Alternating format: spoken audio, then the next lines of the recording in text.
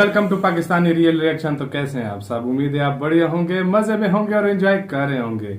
मेरा नाम है मुदस्सिर, मैं हूं बशीर। सो गाइस, आज की वीडियो बहुत ही ज्यादा इंटरेस्टिंग होने लगी है। अगर आप सच्चे भारतीय हो तो आपको ये वीडियो बहुत ज्यादा पसंद आएगी। तो वीडियो का जो टाइटल है वो है शर्त लगा लो भारत के बारे में ये बातें नहीं जानते होंगे आप। Interesting facts about India in Hindi. मतलब बहुत ज्यादा इंटरेस्टिंग वीडियो होने लगी है। सच्ची खबर का वीडियो ओरिजिनल लिंक आपको मिल जाएगा डिस्क्रिप्शन में। इनका चैनल लाजमी सब्सक्राइब करना और इनको यार अपना सपोर्ट दिखाओ। बहुत ही इंटरेस्टिंग वीडियोस ये लाते हैं। तो जल्दी से देखते हैं, काउंटडाउन करते हैं 3, 2, 1 एंड स्टार्ट। दोस्तों, हमारा प्यारा देश भारत अलग अलग धर्मों, सभ्यताओं और संस्कृतियों का संगम है। यहाँ हर धर्म और भाषा के लोग आपस में मिलजुल कर रहते हैं। हमारे देश के गाँव में एक बहुत पुरानी कहावत है, कोस कोस पर पानी बदले 4 कोस पर बानी। यानी यह एक ऐसा देश है जहाँ कुछ किलोमीटर पर ही लोगों के रहन सहन, भाषा, संस्कृति, इतनी सारी सांस्कृतिक और प्राकृतिक विविधताओं के बावजूद हम सभी भारतवासी एक संविधान और एक झंडे को सलामी देते हैं। ये बात है। दोस्तों, आज मैं इतनी सारी विविधताओं से भरे अपने प्यारे देश भारत के बारे में आपको बताऊंगा। नमस्कार दोस्तों, मेरा नाम राहुल और आप देख रहे हैं सच्ची खबर यूट्यूब चैनल। तो चलिए शुरू करते हैं आज का ये वीडियो। इंडिया। दोस्तों, भले ही हम अपने देश को भारत कहते हो, लेकिन असल में हमारे देश का पूरा नाम भारत गणराज्य है, जिसे इंग्लिश में रिपब्लिक ऑफ इंडिया कहते हैं। दुनिया के नक्शे पर हमारा देश साउथ एशिया में मौजूद है। भारत का क्षेत्रफल 32,87,263 वर्ग किलोमीटर है और यह दुनिया का 7वां सबसे बड़ा देश है। अगर बात करें जनसंख्या की, तो इस मामले में हमारा देश चीन के बाद दूसरे नंबर पर आता है। हमारे देश की आबादी लगभग 138 करोड़ हो चुकी है और अगर हमारी जनसंख्या इसी रफ्तार से बढ़ती रही तो एक अनुमान के मुताबिक 2050 तक हम चीन को भी पीछे छोड़ देंगे। दोस्तों, भारत का राष्ट्रीय पशु बाघ और राष्ट्रीय पक्षी मोर तथा राष्ट्रीय फूल कमल है। लेकिन आप जानकर हैरान हो जाएंगे कि भारत की कोई राष्ट्रीय भाषा नहीं है। जी हाँ, बिल्कुल सही सुना आपने।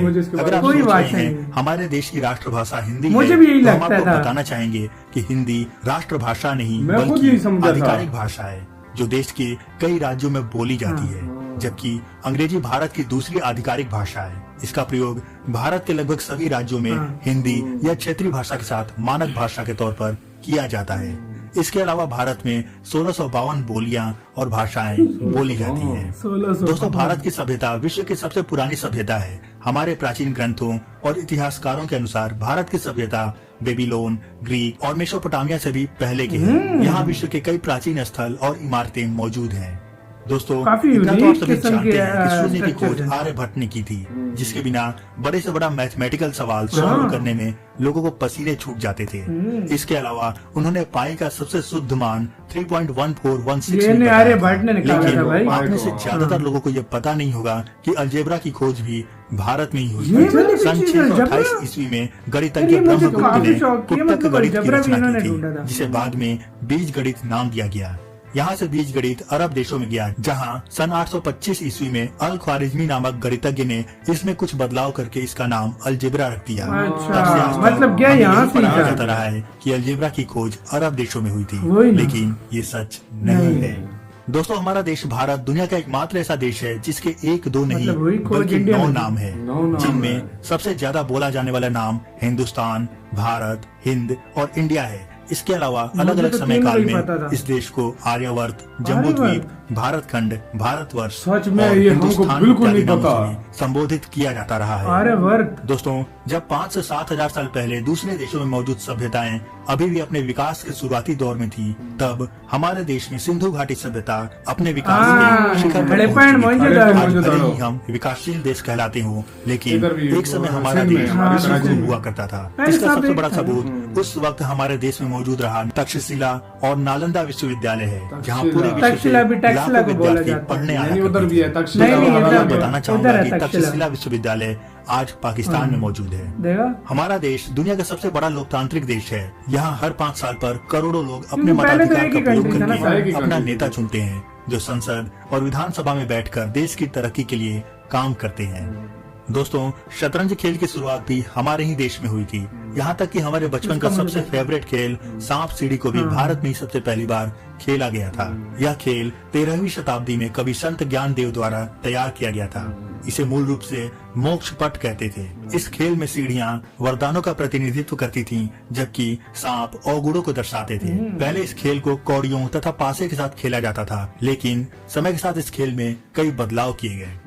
दोस्तों, भारत 17वीं शताब्दी के आरंभ तक ब्रिटिश राज्य आने से पहले सबसे संपन्न देश था। सबसे इसे सोने था। की चिड़िया कहा जाता था।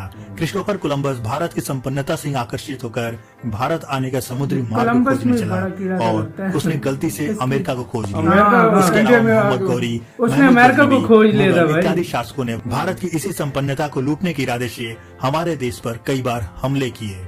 दोस्तों, चंद्रगुप्त मौर्य और सम्राट अशोक के शासनकाल में भारत की सीमाएं पूर्व में अखंड बंगाल, जिसमें आज का बांग्लादेश भी शामिल है, और पश्चिम में अफगानिस्तान तथा उत्तर में हिंदू कुश की पहाड़ियों तक फैली हुई थी। बहुत बड़ी थी दोस्तों, यार। हमारे देश भारत में ही आकर सिकंदर यानी अलेक्जेंडर के विश्व विजेता बनने का सपना अधूरा रह गया था। हमें इतिहास में पढ़ाया जाता है कि सिकंदर विश्व विजेता था, उसे किसी ने नहीं हराया था, लेकिन ये नहीं पढ़ाया जाता कि मगध की विशाल सेना देखकर उसके सैनिक डर गए थे मौर्य एम्पायर और की पंजाब से सेना आगे बढ़ने को तैयार नहीं हुए, जिस कारण सिकंदर को वापस लौटना पड़ा और लौटते वक्त छोटे छोटे कबीलों से युद्ध में उसे तीर लगा, जो उसकी मौत का कारण बना। लौटते वक्त मारा दोस्तों, भले ही इतिहासकार सिकंदर को विश्व विजेता बताते रहे हों, लेकिन हमारे देश में ही सम्राट अशोक, समुद्रगुप्त और बाजीराव पेशवा जैसे वीर शासक भी हुए हैं, जिन्हें एक भी युद्ध में हार का सामना नहीं करना पड़ा। लेकिन हमारे देश के वामपंथी इतिहासकारों को ये बताते हुए शर्म आती है, इसलिए वो हमारे इतिहास की किताबों को सिकंदर और मुगल जैसे विदेशी आक्रमणकारियों के गुणगान से भरे हुए हैं। दोस्तों, अगर आपसे पूछा जाए कि कुंफू की शुरुआत किस देश में हुई थी, तो आप यकीनन चीन का नाम लेंगे। लेकिन आपको जानकर हैरानी होगी कि दुनिया को कुंफू हमारे देश की ही देन है। जी हाँ, सही सुना आपने। कुंफू की शुरुआत भारत में ही हुई थी। 5वीं शताब्दी के दौरान दक्षिण भारत के कांचीपुरम के राजकुमार बोधिधर्मन चीन गए थे। वहाँ उन्होंने शाओलिन नामक जगह पर अपना निवास बनाया था। बाद में उन्होंने अपने शिष्यों को भी कुंफू सिखाया। उनकी मृत्यु के बाद उनके शिष्यों ने वहाँ पर शाओलिन टेम्पल की स्थापना की। आज भी शाओलिन टेम्पल में बोधिधर्मन की मूर्ति लगी हुई है। दोस्तों, आप में से कितने लोगों को ये फैक्ट पता था? कमेंट करके जरूर बताइएगा। दोस्तों, हमारे शर्ट में लगाए जाने वाला बटन, शैम्पू, रूलर इत्यादि चीजों का आविष्कार भी भारत में हुआ था। इसके अलावा हमारे देश में ही पहली बार मोतियाबिंद की सर्जरी की गई थी। सुश्रुत को शल्य चिकित्सा का जनक माना जाता है। आज से लगभग 2600 वर्ष पहले सुश्रुत और उनके सहयोगियों ने मोतियाबिंद, कृत्रिम अंगों को लगाना, शल्य क्रिया यानी ऑपरेशन द्वारा प्रसव, कटे अंग जोड़ना, प्लास्टिक सर्जरी और मस्तिष्क की शल्य क्रियाएं आदि की थी। दोस्तों, जब भी अंतर्राष्ट्रीय स्तर पर भारत के विख्यात स्मारक की बात की जाती है, तो लोग ताजमहल का नाम लेते हैं। लेकिन हमारे देश में ऐसी ऐसी इमारतें मौजूद हैं जिनकी बनावट और वास्तुकला के आगे ताजमहल भी कुछ नहीं है। ऐसा ही एक मंदिर है महाराष्ट्र के औरंगाबाद जिले में स्थित एलोरा का कैलाश मंदिर। आप जानकर हैरान रह जाएंगे कि 276 फीट ऊंचा ये मंदिर सिर्फ एक चट्टान को काट कर बनाया गया है। दोस्तों, मैंने और वजाद में देखा था, नीचे से ऊपर की तरफ बनते देखा होगा, लेकिन कैलाश मंदिर दुनिया की एकमात्र ऐसी इमारत है जिसे ऊपर से नीचे की तरफ बनाया गया था। इसको कोई बना नहीं सकता। मंदिर उस समय भारतीय वास्तुकला का अद्भुत बना था। इसके अलावा विश्व का प्रथम ग्रेनाइट मंदिर तमिलनाडु के तंजौर में स्थित बृहदेश्वर मंदिर है।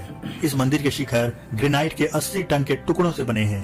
यह भव्य मंदिर 11वीं शताब्दी की शुरुआत में चोल शासक राजा राज चोल ने केवल 5 वर्ष की अवधि में निर्मित करवाया था। दोस्तों, ये तो थी भारत के गौरवशाली इतिहास से संबंधित बातें, लेकिन आधुनिक भारत की उपलब्धियां भी किसी मायने में कम नहीं है।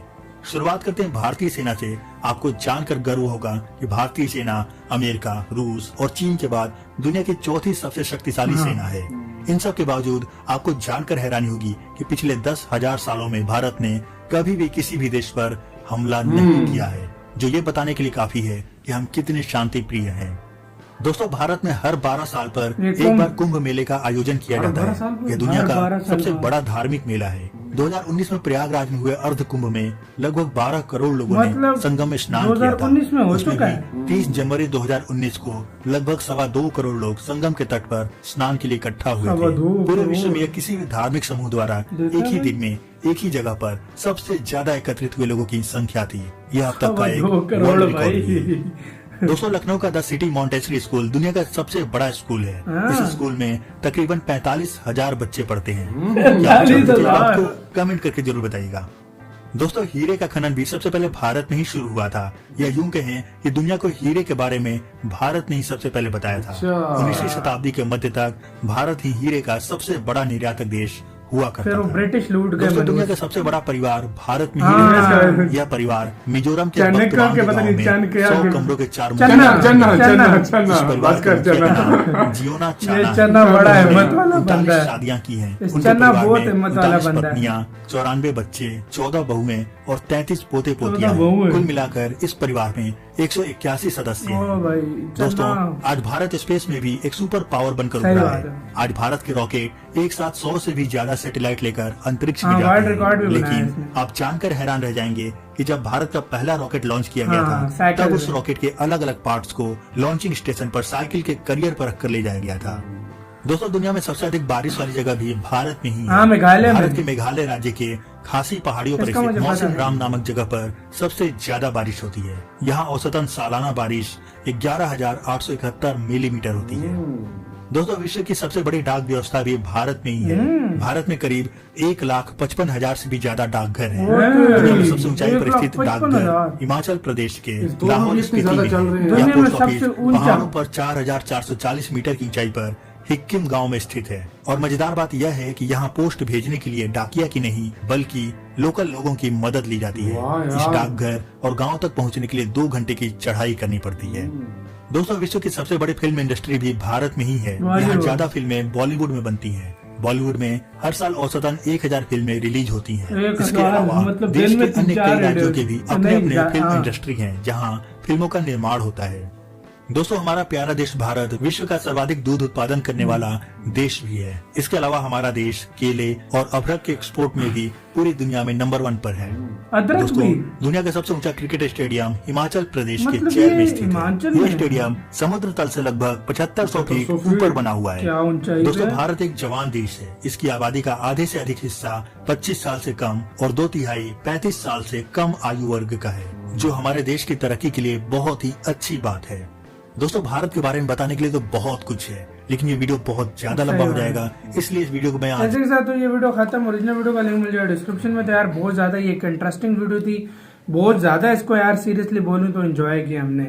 और भाई मतलब इस तरह के फैक्ट्स बताए गए हैं जो हमने कभी सोचे भी नहीं सच थे। बीच बताऊं में कुछ मुझे बीच पता में थे, मुझे भी कुछ पता थे, जिसमें लेकिन इस तरह बताया mostly- अलजबरा मतलब स्टार्ट हाँ। किया है इंडिया में हुआ था, लेकिन अरबों ने नाम अरब लिया। ने- इसी और- तरह कराटे जो थे वो मतलब इंडिया में कंफू हुआ था, लेकिन चाइनीज हाँ। से का समझते हैं लोग। अच्छा उसके बाद वो बता रहे थे वो मोतिया जो आंखों में होता है उसके मतलब ऑपरेशन वगैरह पहले स्टार्ट में इंडिया में ही हुआ था। बिल्कुल। और सबसे ज्यादा मैं जो हैरान हुआ हूं कि मतलब इंडिया में कोई उनकी एक मतलब कौमी भाषा नहीं है, यानी हम हिंदी और समझते हैं, इंडिया की लेकिन मैं वो नहीं समझता है। था 3 नाम हाँ। है, हिंदुस्तान, भारत, इंडिया। और ये मुझे नहीं पता था कि इंडिया के 9 नाम है।